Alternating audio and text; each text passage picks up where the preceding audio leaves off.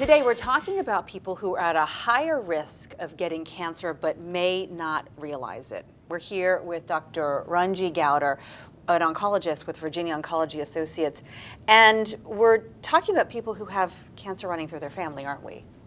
And so many times people will know that there is a strong family history of cancer or cancer in very young relatives in the past, but they may not know that there's definitely something that we would do about it. And so they say, what's next? What's the next step?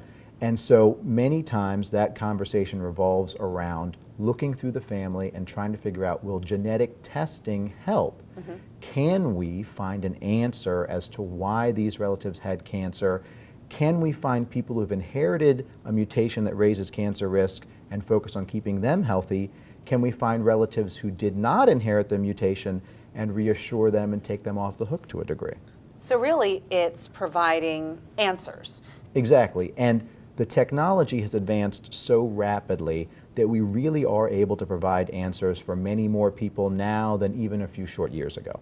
So talk to us about the process. If somebody sees this segment and they think, okay, well, I had cancer running through my family, maybe it was my mom, maybe it was my dad, what would you suggest they do from hearing this part of this conversation? The first step would be talking with a doctor, with a cancer genetics specialist, to see, does the patient or the family fit in and qualify for genetic testing?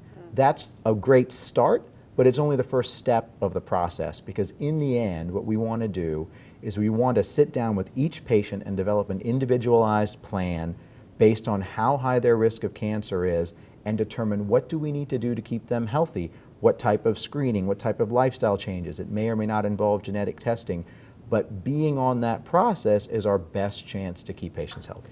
People might say, well, why would I go to an oncologist if I'm not necessarily diagnosed with anything yet? And it's a great point, because most people know that oncologists are expertly trained in treating cancer, Right. but we're also trained in cancer genetics, in screening and early detection, and cancer prevention. The issue of genetic testing and cancer prevention can be very complicated. You're dealing with family issues, with issues regarding having children and starting a family, medical insurance issues, life insurance issues, and so you really want to deal with a group that's got the resources to take care of that.